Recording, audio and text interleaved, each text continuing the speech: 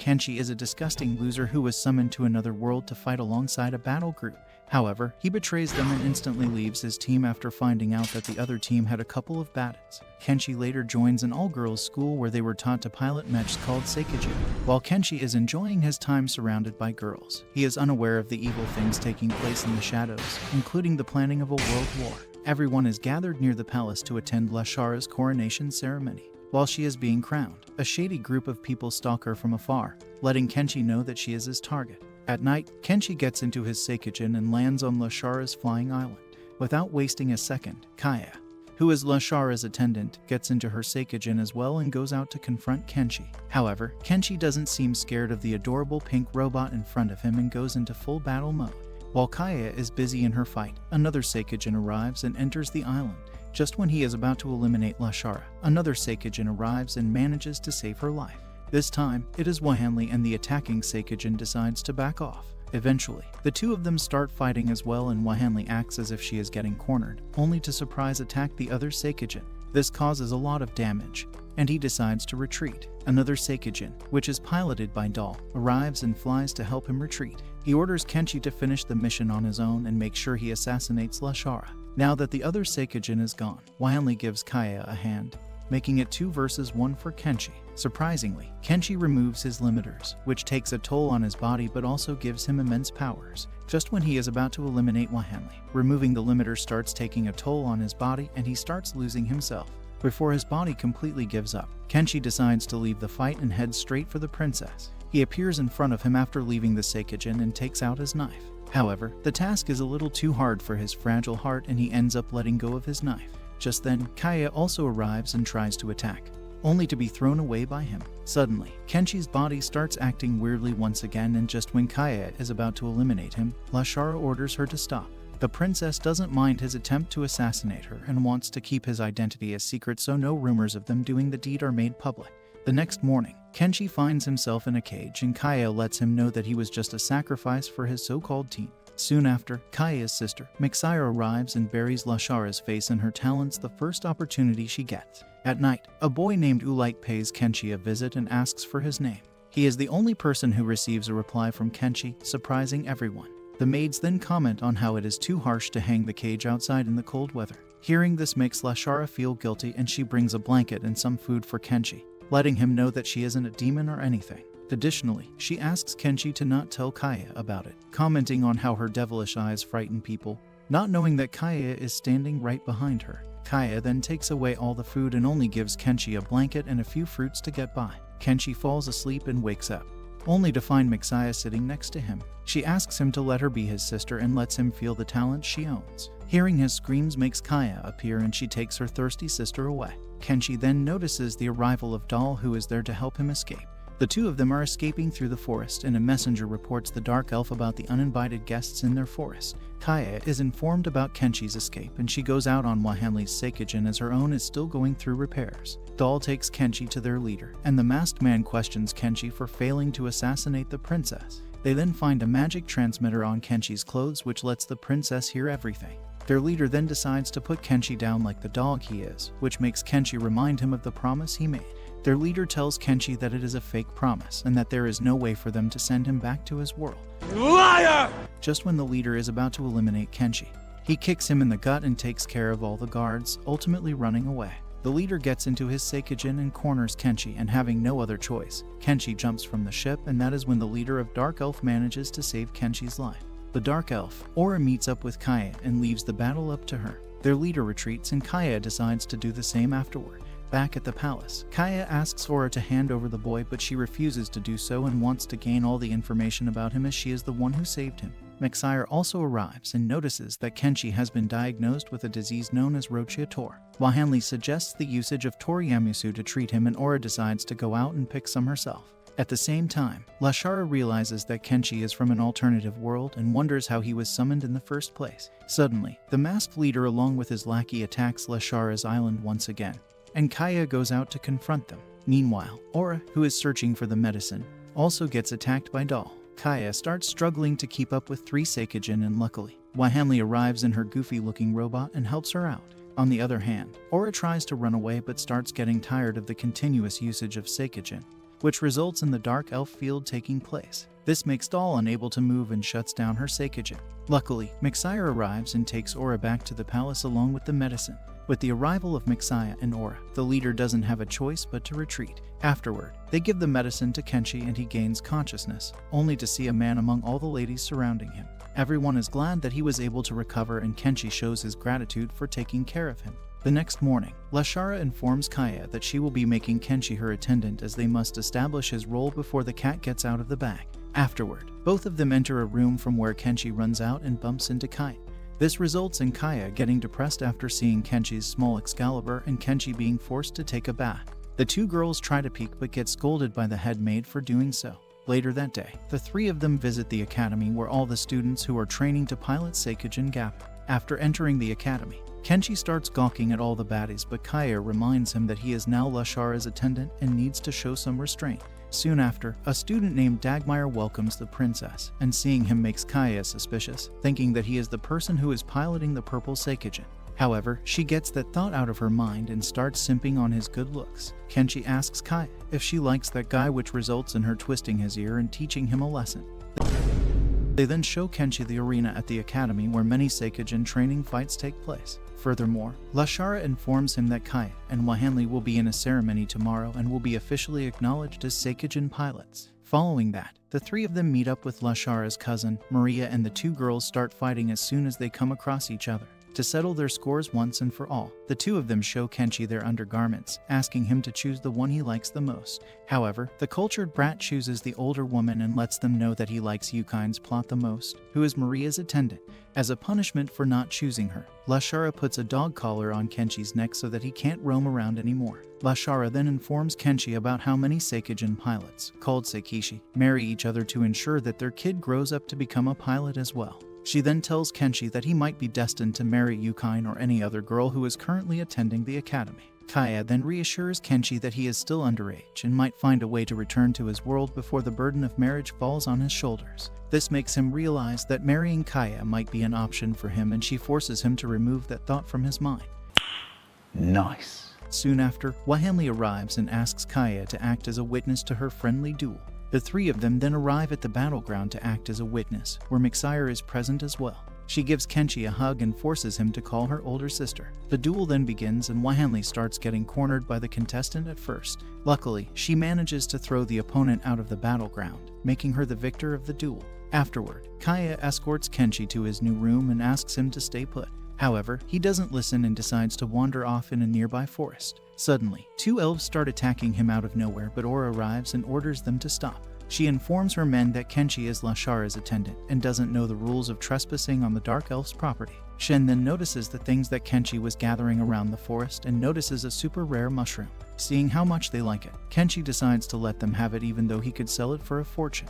He then discusses the topic of arranged marriage with Aura, and she lets him know that Seikijin are absolute weapons with tremendous powers, and their nation does everything to ensure that they have a large number of pilots to control them. On his way back, Kenshi runs into Ulite and offers to make him a healing potion after realizing that he is in bad shape. The potion ends up making his condition even worse, and Kenshi gets scolded by Ulite's attendant for being a worthless loser. Kenshi then comes across Yukine and tells her everything that happened. She consoles him and lets Kenshi know that his intentions are pure and this is all that matters. He then asks Yukine about the marriage stuff as well, and Yukine lets him know that she doesn't mind if this act helps decrease the fighting. Simultaneously, Kaya arrives and takes Kenshi back, forcing him to help Wahanli out with moving her stuff.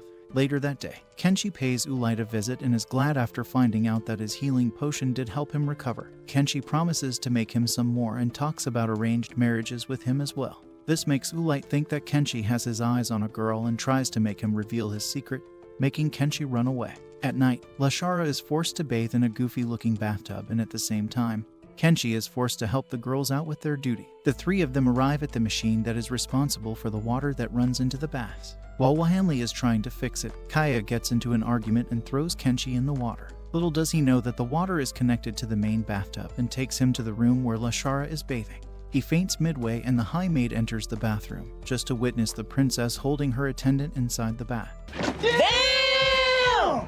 Both Kaya and Kenshi are scolded by the high maid afterward. The next morning, Kaya and Wahanli dress up and are ready to attend the ceremony where they will be recognized as Seikishi. During the ceremony, the higher-up makes Kaya wear a cat girl headband and she proudly wears it. Kenshi finds this interestingly weird but decides to ignore it for the time being. Kenshi gathers every edible thing he can find in the forest and brings it back to cook and eat it himself. During the tea break, Lashara tells Kenshi that the country won't be able to pay for his expenses as she will have to disclose his identity for them to do so, which is out of the question at the moment.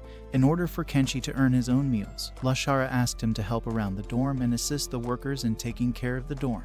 Later that day, Kenshi pays a visit to the academy's principal, who informs Kenshi that his workload won't be fixed and he will receive earnings according to the difficulty of the task he completes.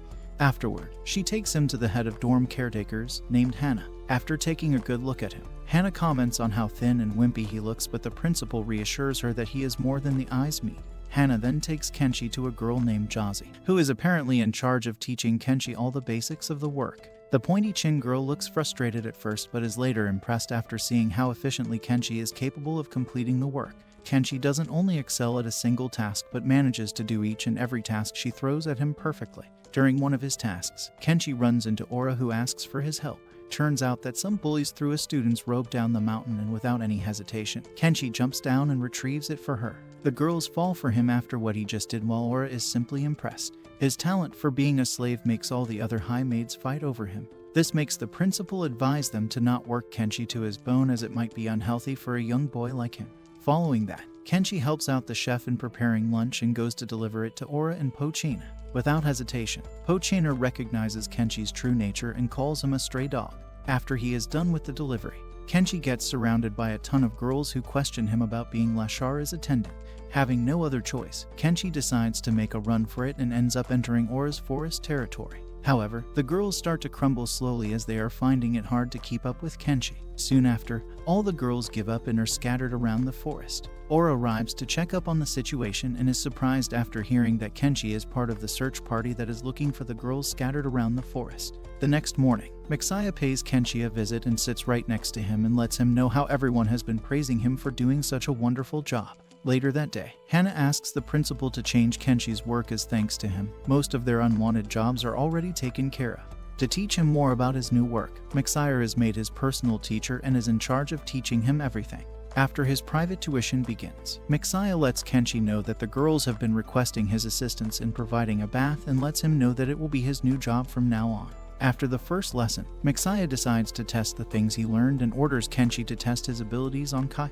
She tries to fight him off but is forced to go along, resulting in her getting traumatized because of everything Kenshi did to her behind closed doors. With that being said, Kenshi starts applying his teachings to all the girls he personally knows and leaves them an unforgettable experience. Finally, it is time for Kenshi to officially perform his job and is taken to a bathhouse where he is in charge of washing the ladies' backs. Each and every girl is delighted to have Kenshi with them, which eventually turns into a fight between the girls. After a hard day of seeing ladies taking baths, Kenshi shares his experiences with Ulite, who finds his job to be every boy's dream.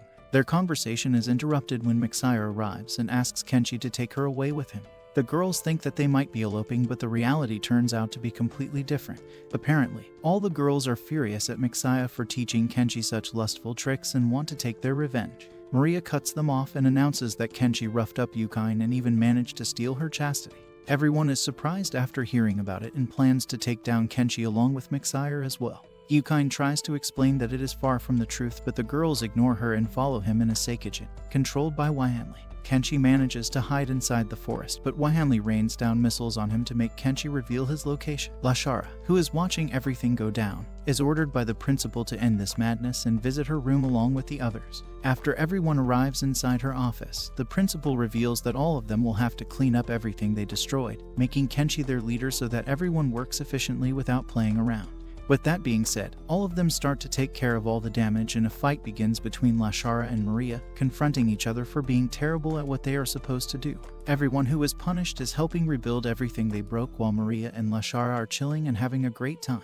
Finally, all the work is completed and everyone celebrates the completion of their work by having a bath together. As expected, Kenshi is present there as well in order to gawk at all the pretty ladies. Just as he is about to leave, Mixaya gives everyone the idea of giving Kenshi the same kind of massage that he gave them.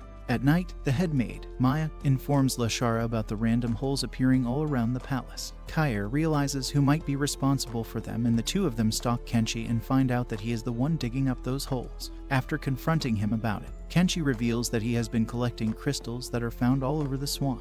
Kenshi further informs them that the reason he is attracted to them is because of his sister's crystal spaceship. Hearing him talk about a spaceship makes Lashara realize that he might be from a world that is far more advanced than their own. Kaya then notices the pendant Kenshi is wearing and accidentally breaks it. This results in the loser bawling, as the pendant is a gift from his sister. The next day, Kaya asks Maya to help her fix the pendant, but after seeing that she is unable to help, Kaya visits many other experts and finds out that none of them are capable of fixing something so complicated.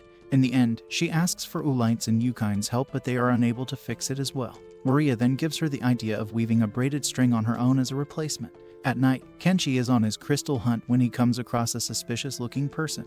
He decides to follow them and runs into Mixaya, who just came out of the bath. The sight of a freshly soaked baddie distracts Kenshi, and he ends up blindly following her, forgetting all about the suspicious figure. The next day, Kenshi informs the principal about everything, and she decides to take a look at this matter. On the other hand, Ulight realizes that the attention Kenshi is getting is growing more and more with each passing day, and he decides to take him somewhere isolated where it is easier for him to observe Kenshi. Later, Lashara is summoned by the principal, and she questions Lashara for not paying Kenshi the wage he deserves. Furthermore, the principal finds out that Kenshi is an illiterate idiot who has yet to complete his study. Eventually, she decides to enroll Kenshi at their school so he can peacefully finish his study. At night, Lashara informs Kenshi about him joining school, and Kaya advises him to stay out of trouble, while Lashara hopes that nothing bad happens until Kenshi is recognized as her attendant.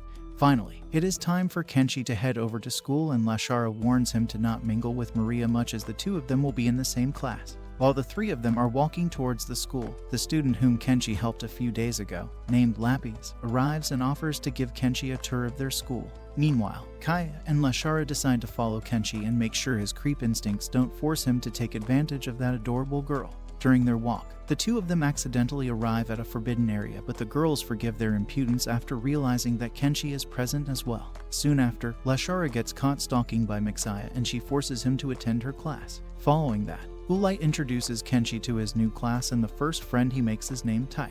The principal pays Ulight and the other teachers a visit and asks them about Kenshi, only to find out that he might not be brain dead. Finally, it is time for swordsmanship class, and Kenshi goes against Mixaya as a part of his training. Surprisingly, he ends up dodging her every attack, and she decides to give him private lessons as his skill level is even more advanced than of Mixaya herself. Soon after, the class bullies corner Kenshi and offer to give him a private lesson, completely hiding their intentions of teaching Kenshi a lesson for standing out. All four of the bullies start attacking him at once, but don't manage to even hit a single strike. They all eventually give up after tirelessly swinging their swords. On the other hand, Yukine informs Maria that Kenshi might be the pilot of the White Seikijin and the person who attacked Lashara in the first place. Maria then asks Yukine if she is starting to like Kenshi. After seeing her blush, Maria decides to steal him away from her shoddy cousin.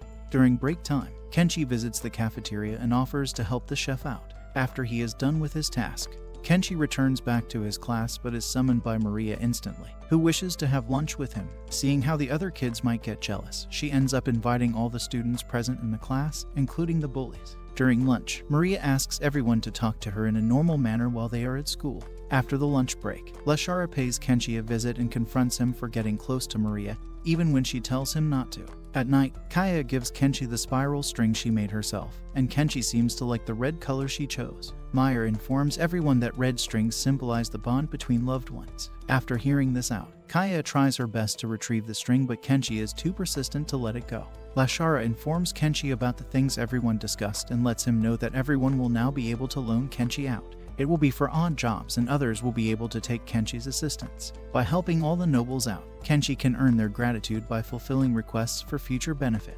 The next morning, Lithia calls the wild beast and confronts him for doing all sorts of unthinkable acts with her last time.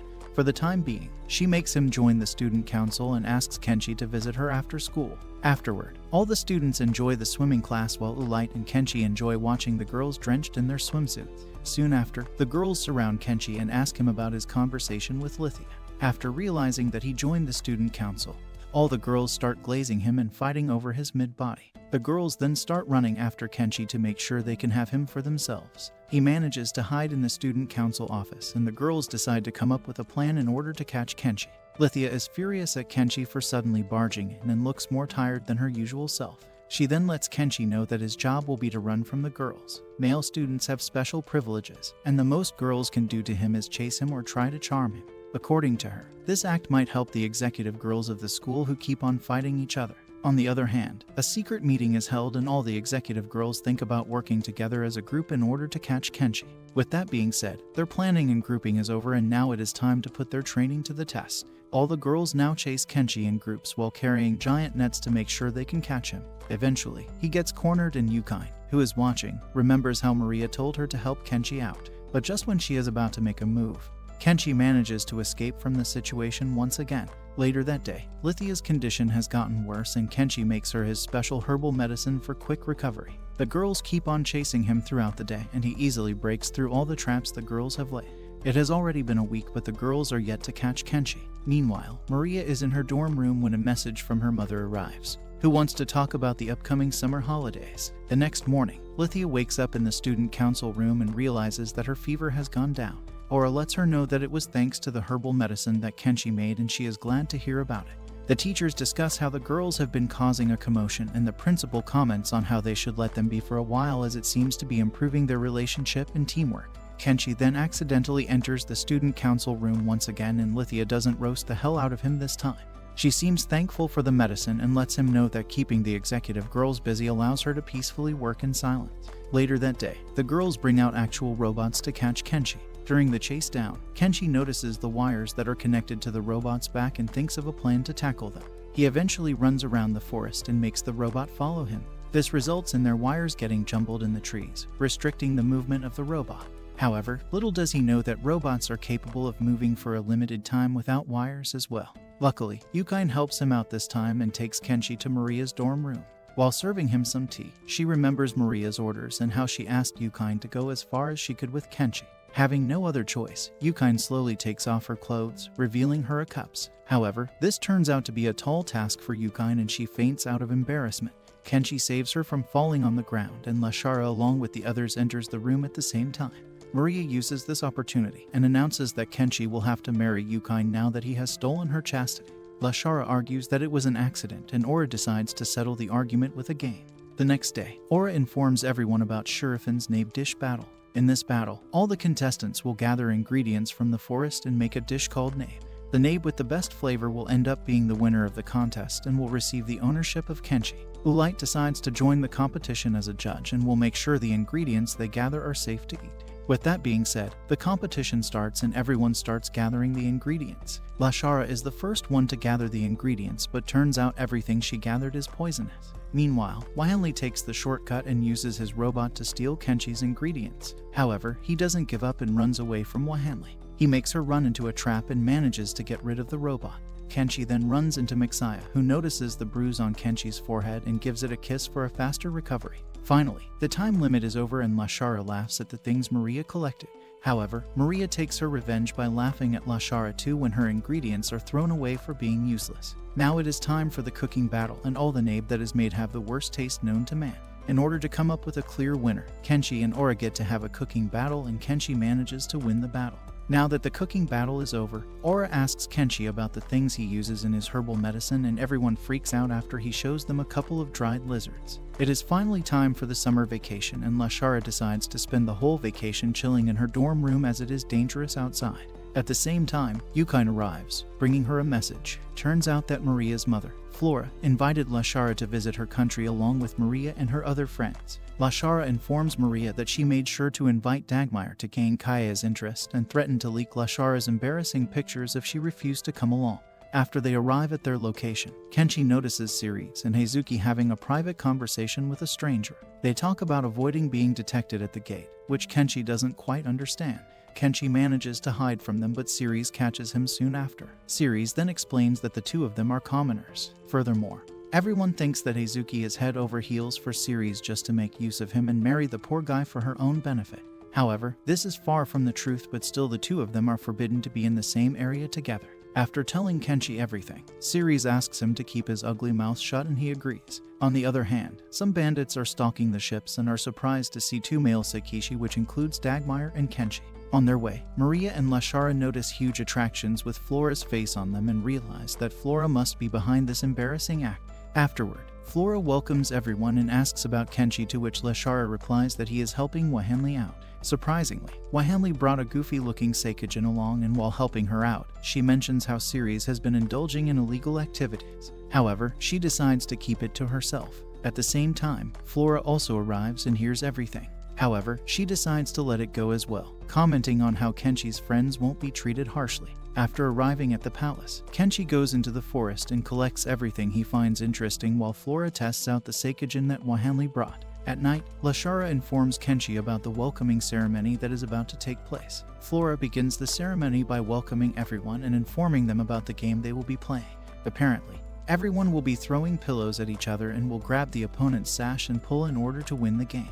The winner will get to marry whoever they wish and receive valuable rewards as well, including a kiss from their very own Flora. Finally, the game starts and Kaia leaves Dagmire with a single pillow strike. Instead of hitting each other, Lashara and Maria team up to hit Flora but end up striking Yukine instead. Kenshi starts off by stealing Wahanli's sash and manages to steal both Aura's and Lithia's slash as well. One by one, Kenshi steals the slash of everyone and is deemed the winner of the battle, receiving a hot juicy kiss from the queen. While eating dinner, Lashara comes up with a great idea to take revenge on Flora. She plans on manipulating Kenshi into giving Flora the same massage that he gave to all the other girls. Flora tries to take Kenshi down but ends up becoming a victim in the end.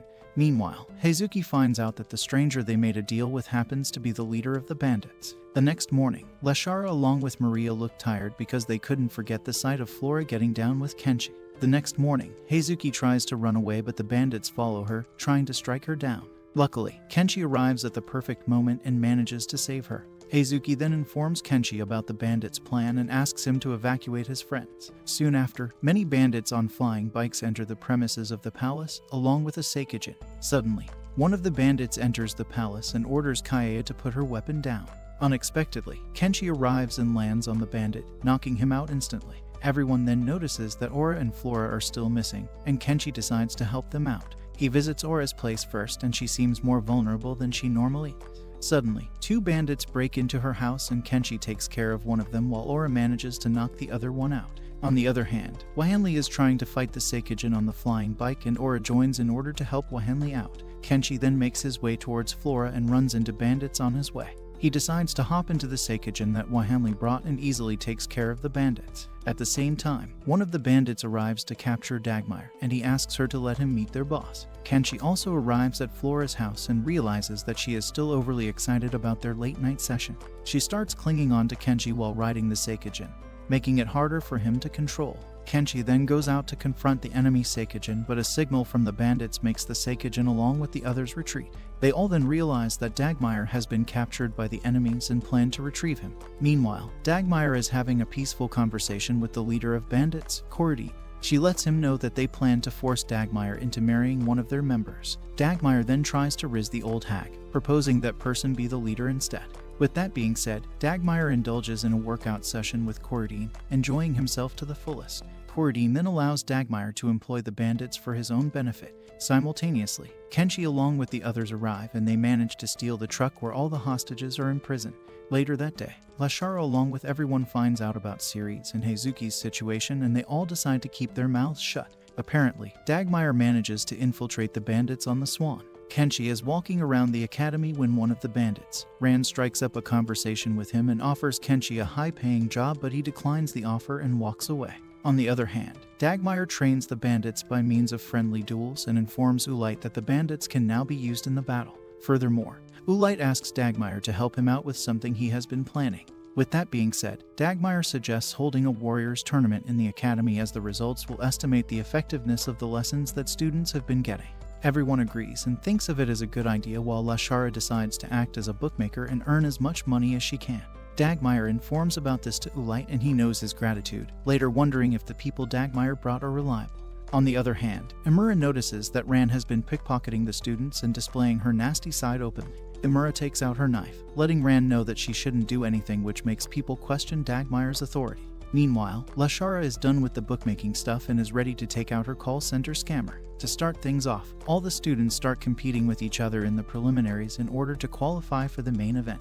Ulight looks at his notebook and informs Mixaya that the participants include Aura, Kenshi, and Dagmire, which will make things interesting. While everyone is preparing for the tournament, Wahanli makes Kenshi clean a Seikijin, which holds great importance as it is the only version found in the entire world. Soon after, the tournament is about to start and Lashara freaks out after realizing that everyone is voting for Kenshi, which will mess up the entire betting system. Imura then runs into Kenshi, who is helping with the preparation, and shows her gratitude for saving Dagmire from the bandits. She then walks away, commenting on how she doesn't want to make him an enemy. Afterward, Mixaya arrives and puts a leash on Kenshi, announcing that he will be her personal puppy until the tournament begins.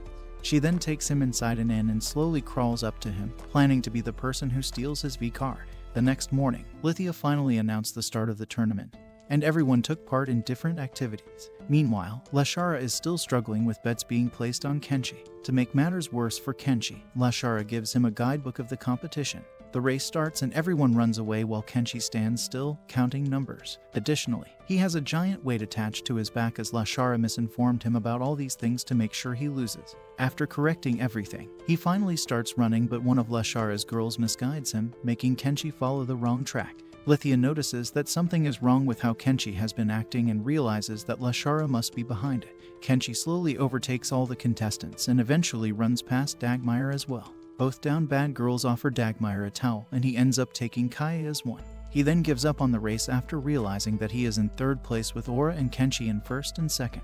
Kenshi also catches up to Aura and she decides to get serious and win the race. Meanwhile, Kenshi thinks that it might be weird if he wins and decides to slow down, letting Aura take the lead. However, Kaia notices this and threatens to take away his crystal collection if he loses. This statement turns Kenshi into an even wilder animal than he already is, and he easily takes the lead once again. Aura also gives up on the race as she is not able to run any further. Kenshi finally wins the race but keeps on running as he is scared to let his crystal collection go. In order to stop him, the girls follow him on a Seikijin and Kaia threatens to take his collection away if he doesn't stop, making Kenshi return to his usual self.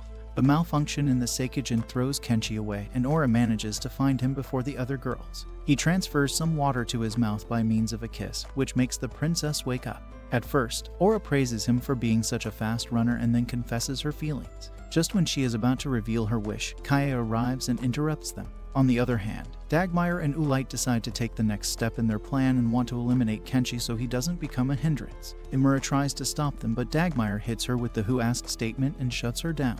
However, Ulight plans to complete the more important tasks for now and decides to give Kenshi a few more moments of peace. At night, Kenshi is out crystal hunting when he comes across the same suspicious girl. She tries to attack him and falls into a trap with him. Luckily, someone throws a rope and Kenshi manages to save himself along with the girl. He advises the girl to not throw her life away and she leaves. Kenshi then thanks the masked person who threw the rope and they warn Kenshi about the upcoming storm in the academy. The next morning, everyone is hanging out as usual when they all notice a huge structure slowly floating towards the academy. While the students are still looking at the floating structure, an explosion occurs behind them and several Seikijin arrive out of nowhere. The bullies from Kenshi's class are making their way to the floating structure in order to assist Dagmire. Maria, along with the principal and Lashara, realizes that the intruder can be none other than Babylon himself. Lashara orders Swan to take off and asks Kenshi to distract the enemies so that the students can evacuate in peace. Afterward, Lashara lets Kaia know that the one who attacked them is most likely Dagmire and gives Kaia the choice to pick a side. Kenshi pays Wahanli a visit and borrows one of her Seikijin to hold off the enemies. On the other hand, Run and the other bandits have surrounded Aura, but Kenshi arrives at the perfect time and throws all of them away, eventually saving Aura. At the same time, the other dark elf is trying to fight off Dagmire but fails to take him down. Babylon notices the hindrance and orders to dispatch all the Seikijin. Just then, Flora FaceTimes the square-head Babylon and confirms his intentions. Afterward, she dispatches her train, which rains down an infinite number of missiles on the flying structure, making Babylon even more furious. The principal shows her gratitude to Flora for the help, to which she replies that it's just a small diversion to help the students and staff evacuate. Having no other choice, Lithia runs off to the Seikijin and plans to fight the enemy, but Lapis asks her not to as it is quite dangerous. Just then, the enemy Seikijin arrives and starts attacking the two of them. Luckily, Kenshi also appears and shields the two of them from attacks. He then asks Aura to take control of the Seikijin and he starts running away. Mixire and Kaya, on the other hand, also notice the boy with the yee haircut running like a fool. Dagmar realizes that he is running off to his Seikijin and tries to eliminate him, but Wahanli arrives and manages to distract Dagmar, giving Kenshi the opportunity to get to his Seikijin. Kenshi then touches the white Seikijin and a bright light starts illuminating. Everyone is surprised after seeing that Kenshi is the pilot of white Seikijin. In a blink of an eye, Kenshi eliminates one of the enemy Seikijin and takes a few more seconds to eliminate the others as well. He then moves toward Dagmar, but the enemy reinforcement makes him enter the area, which is full of pillars. Dagmar and the others enter the arena as well, thinking that Kenshi won't be able to move freely. However, this doesn't affect Kenshi at all, as he still manages to defeat them one by one. Poridine tries to fight Kenshi as well, but she turns out to be as useless as the other Seikijin. A few of the girls announce that Kenshi is the one piloting the white Seikijin, which makes the morale of the students high. On the other hand, Maria and Yukine pay Flora a visit, who seems frustrated after knowing that Kenshi is a Seikishi as well. Kenshi manages to defeat Dagmar easily, but Ran arrives on an air bike and takes him away. Out of nowhere, Mixaya starts getting mind-controlled and steps inside the black Seikijin, which is one of a kind. Suddenly, her form starts changing and Mixaya transforms into Doll. She then enters the black Seikijin and starts fighting Kenshi. She tries to hurt the students and Kenshi uses his full strength to stop her, but Doll comes out at the top. Soon after, Doll realizes that she is finding it hard to attack Kenshi and wonders if it is Mixaya's consciousness inside her that is responsible. Doll comments that she remembers everything Mixaya did with him and asks Kenshi to join their side. He refuses and asks Doll to join him instead, to which Doll replies that she is someone whose only purpose in life is fighting. At the same time, Flora takes out her giant cannon and is ready to attack the black Seikijin. At the last moment, Maria tells Kenshi about the upcoming rocket and asks him to dodge it. The shockwave from the rocket makes Kenshi fly away, and he manages to land on top of the swan, which is already flying away and retreating. He looks back at Doll and Lashara lets him know that they need to fight her after gathering the required resources. Unfortunately, the enemy Seikijin starts following the swan, but this time, Flora comes in clutch and uses landsliding to destroy the Seikijin. Suddenly, Kenshi starts crying after remembering that he left all his crystal collection back home, and this comes as a surprise to Kaya, as she had banned the collection of crystals already. On the other hand, Dagmar looks depressed and one of his comrades asks him to cheer up as their plan was a success. Among all the students who took refuge on the swan, Imura manages to sneak in as well. Inside the swan, all the girls start praising Kenshi for being such a strong Seikishi and ask him to marry them. Meanwhile, Kaya walks off into the forest and comes across Imura, who has a message for her. Lashara also informs Wahanli and the principal about Kenshi, letting them know that he is from another world. The swan then arrives at the next safe location, and everyone wonders how long they can delay the next enemy attack. Wahanli informs Kenshi about compressed rounds and is surprised that he has never used a gun with a Seikijin before. She then takes him outside and teaches Kenshi the art of compressed rounds. Later that night, Kaya visits Kenshi's tent with a sword and remembers how Imura showed her a message from Dagmar, who asked Kaya to assassinate Kenshi and made excuses about how he might be able to control the other Seikishi. Kaya then takes out her sword but stops before attacking him, as she can't bring herself to end the life of someone who hasn't achieved anything in life. After exiting the tent, Kaya notices Lashara waiting for her, who respects her decision not to end Kenshi's life. The next morning, Kaya along with Imura are on their way to meet Dagmar even though she didn't eliminate Kenshi. Lashara decides to follow her in the swan and takes off even after getting multiple warnings. Kaya finally reaches the enemy's headquarters and asks Dagmar to stop the attacks as he might meet his demise this way. He refuses to do so and finds a communicating device on Kaya, on which Lashara gives Dagmar a call, confirming his intentions. The swan soon arrives near their headquarters and Dagmar seems calm as, according to him, Lashara walked right into their trap. Surprisingly, he made a vacuum of Ina energy, which made the swan unable to fly. With that being said, the enemy Seikijin make their way to destroy the swan but are defeated one after another. Wahanli is the one taking them on her own, but things start getting harder when more Seikijin arrive. At the same time, Kenshi arrives and takes down the guards. Kaya also frees herself from the guard and runs away along with Kenshi. He then enters his Seikijin and takes out his gun, slowly destroying all the Ina vacuums built on the ground. This brings Swan back to its normal functionality, and it barely misses the black Seikijin's attack, which puts a hole in the mountain. The swan uses this hole to retreat and Seikijin goes back as well. Dagmar questions Doll for letting them go and she replies that her exhausted state came in her way. Kaya asks Lashara for forgiveness and she forgives her, warning Kaya that this should be her last mistake. Lashara then decides to make Kenshi's work a condition and asks for help from other countries. They then decide to head over to Shurifin, which is governed by Aura's father. On the other hand, the principal informs the church leader about Kenshi and how he is from another world. Everyone vouches for him, which reassures the church leader that he is a trustworthy fellow. The next day, Swan arrives at Aura's country and the Dark Elf asks Lashara to stay in their country as an honored guest. Lashara wants to ask for Aura's father's help and pays Aura a visit. She asks her to give a recommendation to the king so they may acquire his support. However, Aura is frustrated at Kenshi for not telling her his secret and Lashara lets her know that he is not someone who shows off. The next day, Lashara is negotiating with the king when Aura arrives and asks her father to support them. It is decided that Kenshi will be having a long-distance obstacle race with the king and the Dark Elf country will support Lashara if Kenshi manages to win. At night, Kaya catches Kenshi trying to sneak off and collect crystals. She then notices the pendant he is wearing and remembers how the red string is a sign of lovers. He refuses to give it to her, but surprisingly, Kaya allows him to keep it. The next day, it is time for the race and Lashara is betting everything on Kenshi this time. The king realizes that Kenshi doesn't seem nervous and calls him a retarded fool. The race finally starts and the elf at the checkpoint informs the king that Kenshi is in first place. He manages to dodge all the traps in his way and reaches the next checkpoint where he finds that Kenshi is still holding the first position. Checkpoint after checkpoint, the king finds out that Kenshi has been ahead of him this whole time. Eventually, the king reaches the finish line and realizes that Kenshi has still not arrived. Soon after, Kenshi arrives and is confronted by Lashara as she loses all her money. Kaya notices his bag and realizes that he wasted his whole time trying to pick different edible items from the forest. He finds the famous mushroom and lets them know that he found this for the Dark Elf in order to repay them for the hospitality they have shown. The king starts laughing and accepts his defeat, making him the victor of the race. He then asks Kenshi to marry her daughter, making Aura blush uncontrollably. Suddenly, the alarms start going off and the king realizes that the enemies have entered their territory as well, along with the Black Seikajin guy.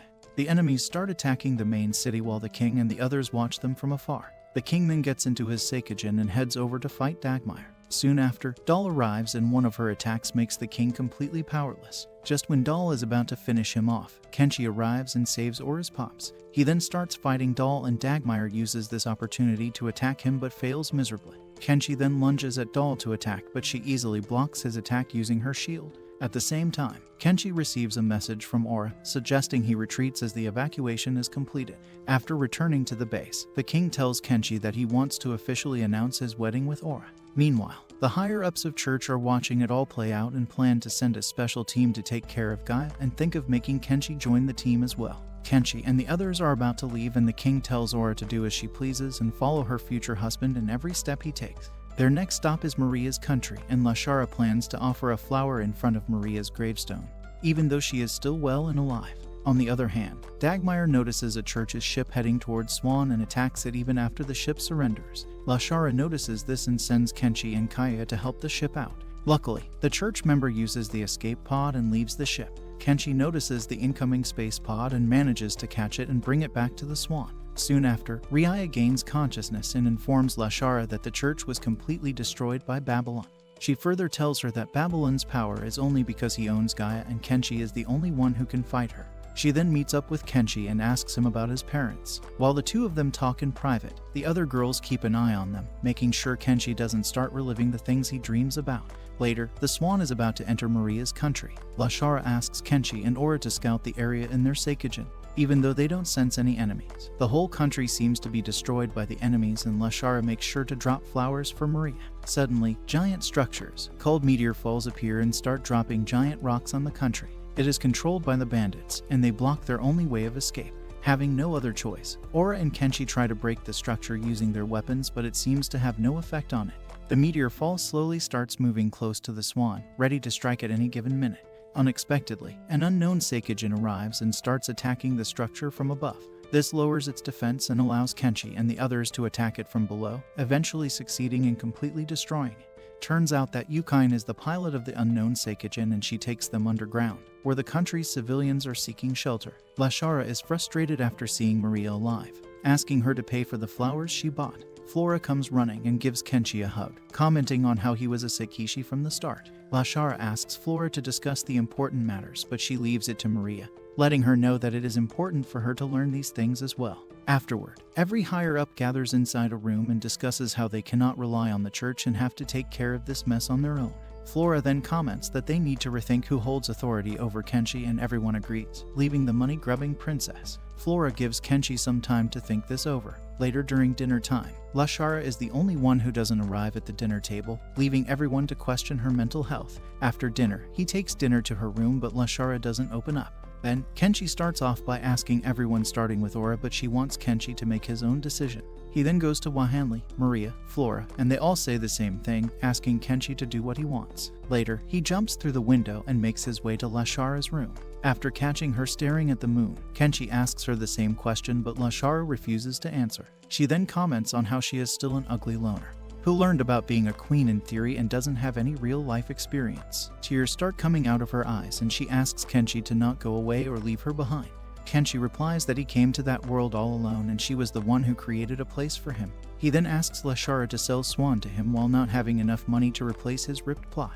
The next day, Kenshi announces that Swan will be his place of stay and informs everyone that it will be a neutral zone. He then welcomes everyone aboard as their country's representatives. Everyone claps for him and starts accepting his proposal and wants to become their country's representative. Now that the church has also given permission, Kaya holds the first meeting and proposes that crystal mining will be banned in Swan.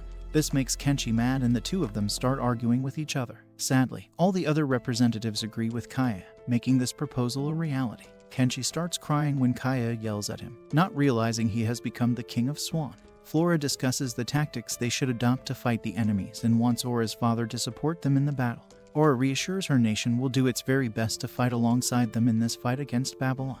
Riaya also adds that the church will support them as well, allowing Flora to use whatever weapons she wants. She then mentions how Kenshi has ghosted the meeting, but little does she know that he is working as the neighborhood's garbage man, collecting all the garbage and turning it into small-sized bullets for future use. Suddenly, Flora notices an unknown Seikijin being followed by Babylon's Seikijin. After taking a good look, Flora finds out that the Seikijin being chased is Ceres. Kenshi runs out to help his old friend, and the enemies run away after seeing the white Seikijin approach. Suddenly, wires come out of Ceres' Seikijin and tie both of them up. Ceres then let Kenshi know that the country's councilman joined Babylon and kidnapped him along with Heizuki even when they were living a peaceful life.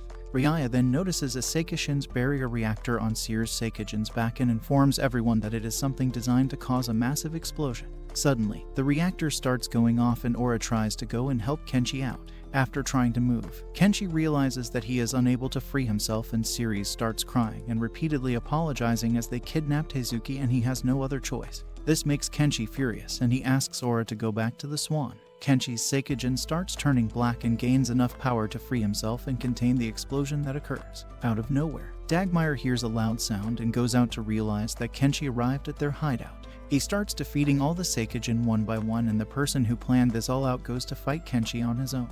Dagmire also joins him and plans to take down Kenshi. On the other hand, Kai and Aura infiltrate the hideout and manage to save Heizuki from Ran. Kenshi starts off by attacking the guy who is fighting alongside Dagmire, and after ripping it apart, he throws the Seikijin down the cliff. Kenshi then moves towards Dagmire, but Amuro arrives at the perfect moment and runs away after saving him. Afterward, Kenshi can't handle the immense amount of power he used and isn't able to continue. Later that day, Kenshi forgives Ceres as it was not really his fault and offers him to stay at Swan for the time being. Lashara jokes about making a profit from Ceres, which results in everyone giving her suspicious stares. Their daily life on the Swan continues until they finally arrive at the field workshop. Kaya's father welcomes them and suggests taking some rest as Riaya starts feeling lightheaded. Meanwhile, Dagmire is terrified after his fight and has locked himself inside his room. Kaya's father starts informing the girls about the Senshi civilization, which used to be a United State. Apparently, the United States developed Seikijin and they weren't used as weapons but were displayed at conventions and universal exhibitions. Slowly, they became a part of games and competitions. As time passed, different types of Seikijin were created through advancing technology, but their best Seikijin could not even compare to the modern-day average Seikijin. No matter how skilled the pilots were, the Seikijin was only as powerful as a second-rate Seikijin today.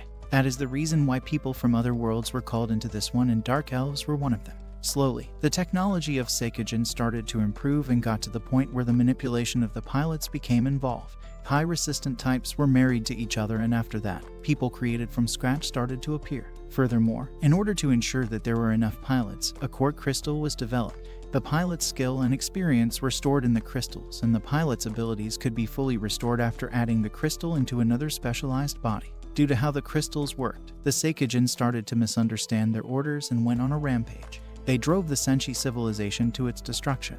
The survivors were able to get away with Ahu's power and fled outside the Ina Sea. The only Seikijin left to testify to their existence was Gaia itself. Additionally, Mixaya was one of the 3 man-made dolls created to destroy Gaia. She was raised as a human from infancy to childhood. According to Kaia's father, Mixaya, along with the help of the other doll, were able to defeat Gaia, but ended up losing the 3rd doll.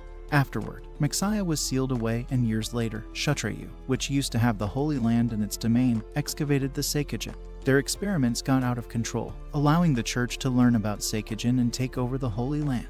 Additionally, 22 years ago, a capsule was found and Mixaya was sealed inside it. Kaia's father was one of the people who discovered her and decided to raise her as his own daughter. The only reason Mixaya listens to Babylon might be a safety feature to prevent a loss of control, as not all the ancient records excavated are in the church's possession. Suddenly, their conversation is interrupted when Doll barges in and is looking forward to targeting the swan. Kaia's father informs them that there is a way to defeat Gaia, but Riaya manages to steal it and runs away. Wahanli finds out that most of the enemy Seikijin are using replicas of Gaia's shield, making it impossible for their attacks to pass through. On his way out, Kenshi runs into Riaya and Kaia asks him to capture her. Suddenly, Riaya transforms into Nizai and runs away. Doll interrupts their chase and captures Kaia's father while Kenshi runs away along with Kai. Kenshi appears just in time, enters his Seikijin and starts attacking all the enemy Seikijin. Unexpectedly, the enemy Seikijin flies out and tries to destroy Swan by means of landsliding, but Kenshi comes in its way and compresses it into small-sized bullets. Surprisingly, these are strong enough to penetrate the Gaia shield replica, surprising everyone who is watching him fight. Everyone is having a meeting when Yukine and Maria arrive, informing them that it is not possible to use Kenshi's compressed bullets as an energy source. This gives Wahanli an idea of making something from Kenshi's compressing powers that are able to defeat Gaia, considering how his compressed bullets were strong enough to break through the shield replica. Aura gives the idea of compressing Swan, which Kenshi seems to disapprove of. Wahanli also thinks that the Swan is a little small and they might need something that is 100 times larger than the Swan. On the other hand, the church gives Lithia and the principal permission to use their facilities. Furthermore, Lithia receives a call from the former student council president. She confronts Lithia to keep her in the dark and promises to assist them in any way possible. Afterward, Yukine takes everyone to a place in her hometown which is worshipped as a guardian deity. She asks the village chief to use it, but he refuses, as it is a sacred object for them. Additionally, he tells them that no one can cross the barrier of that rocky structure, only to realize that Kenshi has already crossed it. Kaia tries to go after him, but the barrier stops her from entering. The village elder is shocked after seeing such a miracle and has no other choice but to allow them to use it. With that being said, Kenshi starts to compress it using his powers, and Ulite, who is watching from afar, lets Ran know that they most likely plan to make a sword out of that structure. After the first session, Kenshi seems tired and falls asleep, leaving Kaia and Aura to do the rest of the job. All the girls along with Kenshi take turns to compress the structure. Slowly it started getting smaller, but the weight didn't change at all. Ran, on the other hand, notices that all of them are tired and plan to attack them using this chance. All the bandits start shooting at them, but luckily, Yukine arrives and plans on tanking the attacks. Soon after, Yukine starts to struggle as it is hard for her to take damage from all the enemies at once. Seeing Yukine's condition makes Kenshi try even harder, and he finally manages to shrink and make a sword out of it. One swing from the sword defeats all the enemies, and just then, the schoolgirls along with the principal and Lithia arrives, promising to fight alongside him. Everyone is back on the Swan and all the school hotties surround Kenshi, congratulating him on becoming the king. Suddenly, Kenshi starts feeling lightheaded, but he ignores it for the time being. However, his condition gets even worse and is forced to rest and take meds. Everyone thinks that it is due to fatigue and he will most likely recover soon. Later that night, Mixaya pays Kenshi a visit and he is surprised to see her after so long. Mixaya informs him about how she went to the field workshop to confirm something with her father. He informed her that the man-made humans were created to defeat Seikishin, and they had the ability to intermarry with humans as well. There was also a possibility that the hybrid children could possess more powers than the man-made humans themselves. However, that never became a reality as Gaia assaulted everyone from the other worlds, as the only one who could control the Seikishin. Having no other choice, the people sent a man-made human to another world and imported a human born from the Union. According to Mixaya, Kenshi is that person as he came to this world at the same time. Apparently, her inability to hurt him was due to that as well, and his fever is the refusal of his body from hurting Mixaya. She then uses a communication device and Babylon appears in front of Kenshi. He tries to control Kenshi using his powers and puts a seal on his body while Mixaya watches in silence. On the other hand, the girls are contemplating a way to fight without Kenshi if he doesn't recover in time. Just then, Flora and Aura's father arrive and the two of them start arguing about their daughter being the one to marry Kenshi. Meanwhile, Kenshi doesn't give up and tells Babylon that he has his own will and is not going to follow his orders. Kenshi then does the Goku pose and breaks off all the seals, surprising Babylon, who couldn't believe that it was possible. He then orders Mixaya to destroy the swan and she disables the gravity blocker of Tenchai's sword, turning back into doll and running away. The weight of the Tenchai sword is too much for the swan to handle and it starts going down. Just when it is about to strike the ground, Kenshi hops into his Seikijin and manages to stop the damage. The next morning, everyone is ready to go and fight and receive blessings from Flora and the king. At the same time, Ulite prepares for the war as well, placing all his troops in position. Additionally, Gaia, who is recovering from the damage, is functional again. The bandits have created a fortress around Lashara's country and have put in a vacuum so that Seikijin won't be able to break through it easily. They think that it is finally time to relax as the enemies won't be arriving anytime soon, only to later realize that Lashara's forces are slowly moving forward toward the fort. King Shurifan's forces are the first ones to attack the fort, but the enemies don't give up that easily. Furthermore, the Seikijin that Wahanli made are cutting off all the steam lines, making the enemy Seikijin run out of power. Ulite is informed that Swan is moving towards the highlands through the railway. At the same time, Maria sends her train to the battlefield, and it starts attacking the main floating structure where Ulite and Babylon are present, while the Swan is moving towards the highland, Lithia, and the girls are to focus on the other checkpoint and defeat the remaining enemies. Seeing how their plan is slowly crumbling, Dagmire arrives and asks for his father's permission to go and take the White Seikijin on his own. Ran thinks that they are safe as long as the enemies don't cross the fortress. Just then, King Shurifan reveals giant catapults that throw several Seikijin on the other side of the fortress. One of the Seikijin is being piloted by the former president, and she starts enjoying the massacre and pressures the enemies from the other side as well. Lashara notices Dagmire standing alone at the palace, calling Kenshi out for a duel. Kenshi accepts the duel without a second thought and heads out. Dagmire tries his best to overcome the trauma and lunges at Kenshi, still unable to land any attacks. Kenshi starts overpowering Dagmire this time as well and cuts his Seikijin in half, throwing him down the cliff. Turns out that it was a trap all along and Gaia starts powering up at the same time. Kenshi prepares himself and goes against Gaia, which is piloted by Doll. Both of them seem to be giving each other a hard time, surprising everyone. Soon after, Babylon appears on the battlefield as well and he dissolves himself in order to become a part of Gaia. This gives Gaia a new and more powerful form, equipping it with new deadly weapons. Maria orders her troops to attack Gaia and assist Kenshi, but her attacks are useless as Gaia destroys everything with a single energy beam. His own giant structure falls on the train where Maria is present, but luckily, Yukine manages to get away along with Maria. Gaia starts attacking them, but Kenshi disrupts its aim by attacking Gaia. On the other hand, the Academy girls are fighting the bandits and slowly start to overpower them. Their teamwork comes in clutch and the girls are finally able to take control of the checkpoint after winning the battle. King Shurifan also informs Lashara that they have taken control of the fort. After completing their task, everyone gathers at the Swan and talks about how Kenshi has been fighting Gaia all on his own. Kaya, along with the others, decides to go and help Kenshi out. Meanwhile, the battle between Kenshi and Gaia is still raging and his attacks are not affecting Gaia in the least. Kenshi keeps on slashing Gaia with his sword, only for the damage to heal in an instant.